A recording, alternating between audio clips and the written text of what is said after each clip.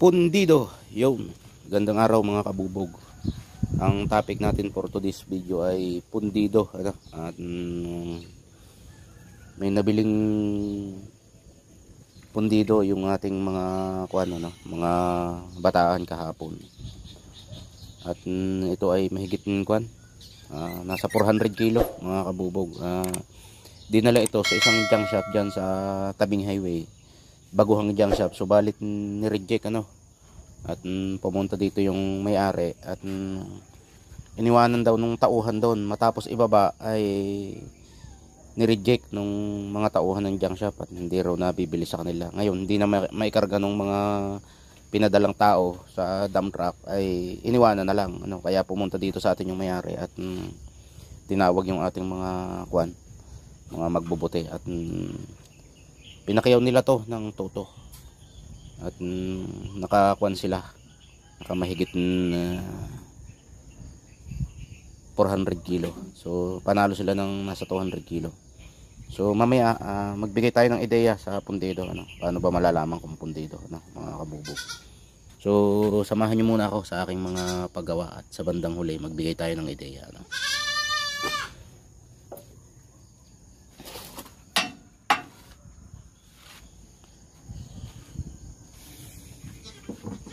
So karga nitong tricycle na to ay metal, dinala natin kagabi, ay bumalik ulit tayo, sarado pala sa delivery.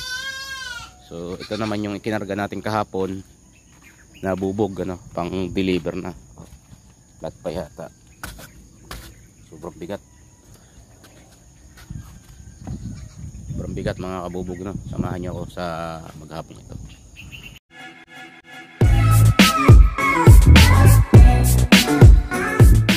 Mga kabubog, matapos nga tayong mag-deliver ng bubog ay kakarga naman tayo ng bilog, at in-extra natin si Kuya Jan at saka si Tita Jane.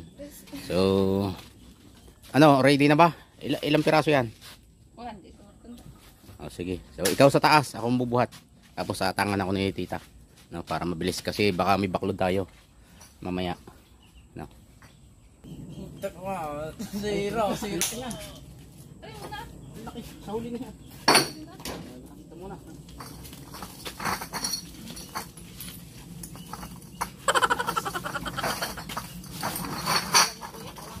A few mga kabubog, moments later. naikarga na nga natin at bitin pa nga, si 50 sa ako pala ito. So okay na, kuya, may tali na. Okay, tara, let's G. So yun na nga mga kabubog, andito na nga tayo sa hugasan at binababa na natin, At ito nga pala yung ibabaklod nating 4 kantos. Kunti lang to mga kabubog, at ipupuno na lang natin yung nandoon sa bahay. So marami na rin palang bubog dito, tayo rin ang mahakot dyan, at tayo rin ang kumukuha ng 4 kantos. So yung bilog natin sa kanila natin binabagsak. So yun ang baklod natin, So bababa lang namin mga kabubog. So yun nga mga kabubog, nakabalik na nga tayo galing sa pag-deliver ng bilog at may baklod nga tayong 4 at naipuno na rin natin yung naandito sa bodega, at nakaready na nga sa pan-deliver para sa kinabukasan, So saktong-sakto lang ang karga natin, mga kabubog, halos medyo muntik pang kulangin, pero okay na rin siguro yan, kasi lampas na sa bubong, hindi lang natin nabilang kung ilang sako yan, bukas na lang siguro. So pwede na, at tutuloy na natin yung ating pagpapaliwanag doon sa ating pinag-uusapan kanina na tungkol sa sa pundido, So abang-abang lang mga kabubog. Sige, soldahan nyo na. Tapos talian na. Oh, parang parang flat na. Kulang lang sa hangin. Kulang nga sa hangin pala yan.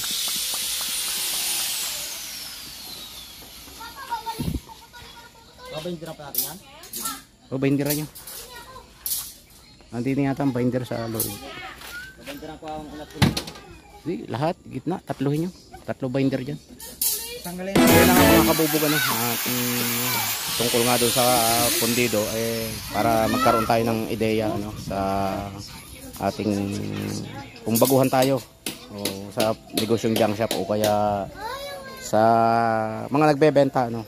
Hindi ko mo ganito mga kabubog ay sasabihin natin ay solid, ano.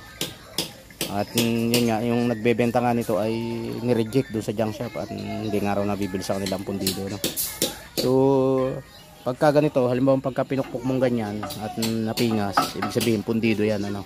So ang pundido ay hindi lahat ng junk shop ay bumibili ng pundido, at saka ang pundido ay mas mababa sa solid, ano. At doon sa akin deliveran mas mababa rin sa assorted, ano. Sa iba kasama na sa assorted, ano. So marami pang kanyan, ano, iba-ibang klase ng pundido, ano. Nandiyan yung burner ng kalan, yung sa mga makina ng panahi, pundido yun. Basta pagka pinukpok mga kabubog, pundido yun, ano. At yung iba nga mababa lang ang bili ng pundido, mas mababa pa sa assorted na bakal. Pag sinabi assorted na bakal ay yung halo-halo, ano. Halo-halo at mga tubo ganyan. No, pagka sinabi namang light, ay yung mga masyadong maninipis na light na yung mga CPR lane. Yun. So yun lang muna mga kabubog, ano. Kung may comment kayo, mag-comment lang kayo. May tanong kayo, magtanong lang kayo, no. Saka like ka rin, saka share na rin. So maraming salamat. Yun lang muna for today's video. Subscribe lang sa mga hindi pa nakasubscribe.